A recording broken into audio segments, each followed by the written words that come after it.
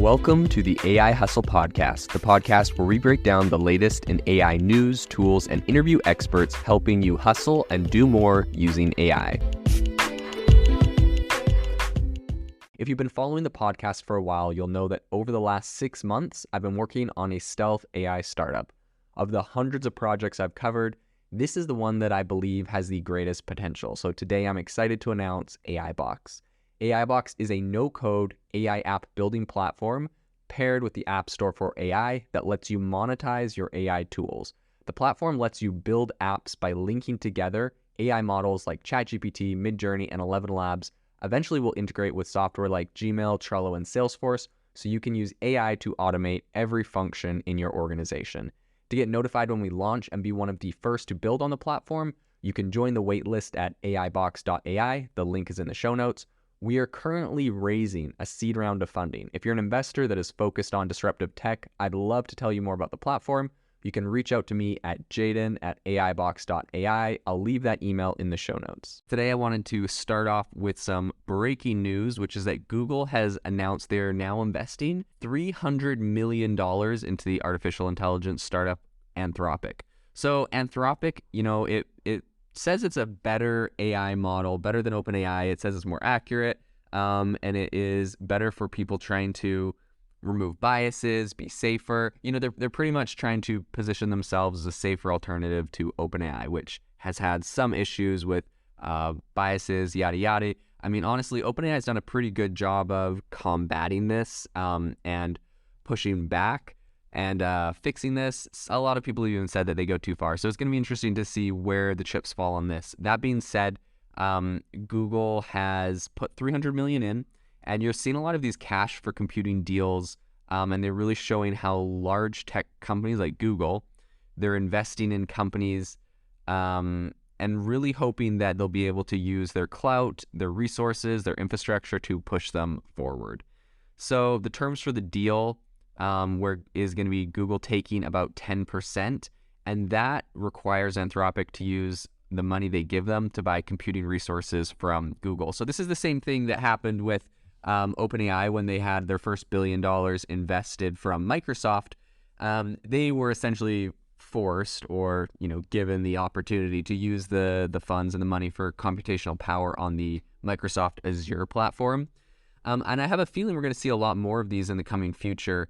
It'll be interesting to see what moves Amazon makes in this space because obviously AWS has some massive is the number one premier computational power web server place. So it'll be interesting to see what moves Amazon makes in the space. You've seen originally a $1 billion investment by Microsoft and OpenAI. Now they've bumped that up to $10 billion, and I think they've taken about 50% of OpenAI.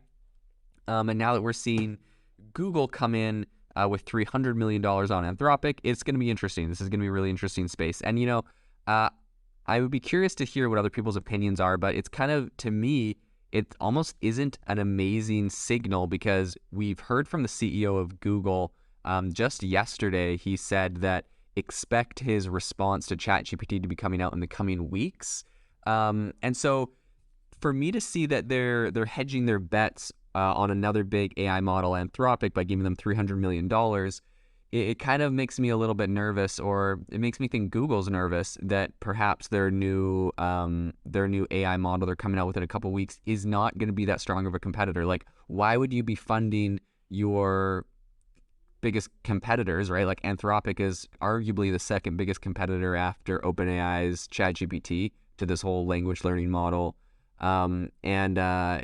If they're funding it with $300 million, perhaps it's a savvy business idea because they know it's just going to help grow their cloud computing and it'll kind of force them to use their thing so that vendor lock-in will be beneficial. So maybe it's a business play, but honestly, it also kind of makes you wonder if Google's getting worried that their new model that they're coming out with, their ChatGPT competitor, is not going to be as competitive or good as they would like, and so they're betting on Anthropic. So if theirs doesn't work out, they have a backup plan. It's kind of interesting. I mean, you see this in a lot of big tech companies.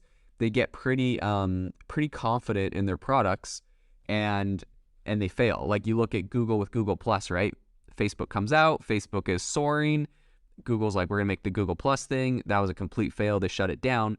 Now imagine if at the same time Google, like let's say they're like, we're going to launch Google Plus soon, and then they also start going and like they go invest or buy like Twitter or Instagram. It might have been a smart play for them because inevitably when their own product became irrelevant, the other one that already had traction would have been able to grow. So maybe they should have done this in something like social. And I'm wondering if they learned from their mistakes of the past and are now considering doing this in AI as well. So that'll be interesting to see how that kind of all plays out. We do know that Google said that they're in a code red. Their CEO said they're in a code red right now, getting ready to respond to ChatGPT. Microsoft, interestingly enough, said that in the next few weeks, GPT-4, which is OpenAI's next version, right? It's, we had like we had Da Vinci. Before that, there was Curie. Then we had ChatGPT, and now GPT-4 is supposed to be the next big one that OpenAI is coming out with. And Microsoft said that in the coming few weeks, they will be integrating GPT-4 into their Bing search engine, which is going to be pretty interesting because this is an AI model that largely has not been tested that we know of. Maybe they snuck it into ChatGPT and had people testing the responses, or there's a bunch of different things they could have done to help tune that on a large scale, right? But it's going to be launched in the Bing search engine and other Microsoft products in the next few weeks. So this is going to be pretty insane. And I think this is going to be a massive boost for Microsoft because all of a sudden everybody that wants to use the newest technology is going to have to be on Microsoft products. I think this is a big threat to Google, frankly, because Google's concerned that their search business is coming to an end. The problem is, right, a lot of people are like, no way you could question Google's authority. It's, the big bad business has been around for 20 years, killing it. I think their most recent results have them at over $70 billion in ad revenue. But the problem is, if you have something like ChatGPT and people are able to just make a simple search and get the response, they don't have to scroll through the search results page of Google, which is where all the ads are. So even if Google comes up with a competitor where you search and you get your instant bang like ChatGPT, it's going to be cannibalizing their ad business, which is their business. It's pretty much how they make all of their revenue, all their money. So it's going to be pretty interesting. I mean, honestly, I think kudos to Google. The CEO of OpenAI has said, the ball is in their court. Don't discount them. They have time to make a response. But it's almost, honestly, like they're kind of like taunting them. They're like, we have brought you to your knees. You're the biggest, one of the biggest tech companies in the world. We brought you to your knees, and we dare you to come up with something. And then when you see Google making plays like investing $300 million into Anthropic, it really, honestly, does not put them in a strong position. It might have been better had they, waited till after they launched and then invested. I don't know. Hard to say. In any case, it's going to be interesting to see how all of the chips shake out.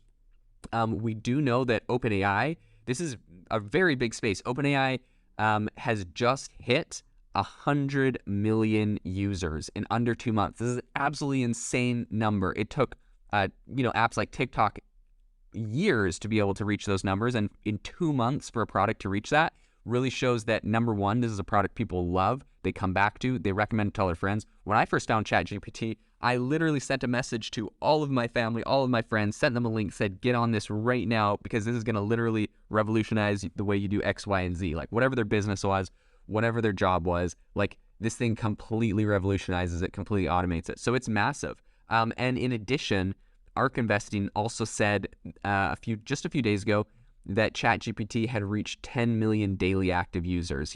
Some days there was like 12 million, some days it was 9 million, but on average last month it was 10 million daily active users. That is absolutely absurd. That is a heck of a lot of users. A lot of people are seeing the value from this, and I think that really does make Google scared. I'm very curious, honestly. Maybe I need to do more research on this, but I have not seen a lot of big plays in this space from companies like Amazon.